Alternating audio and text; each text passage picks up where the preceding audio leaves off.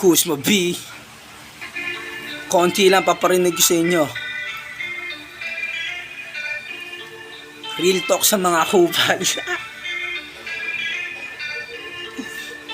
Batang Sitya. Kusma B.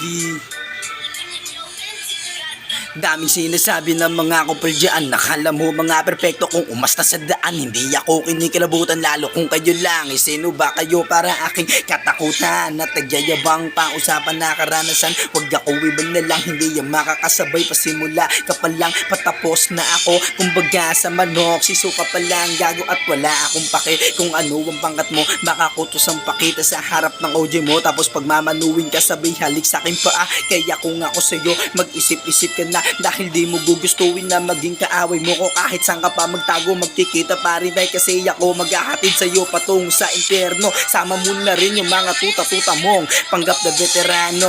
OJ raw kuno, nakikita rin malang kayo sa loob ng sityo. Lakas pa mag-angas, puro formal lang naman. Sariling sulat mo nga di mo maintindihan. Buti pa si J-Bone tumatagos kahit kapan. Ang sulat ay pulido, sigurado na panalo. At malinis pagkabigas, kadalapat sa studio. At malinis pagkabigas, kadalapat sa studio. Kaliskis Record, good shit 511, Toxic Brother. Damn, Batang Sitya.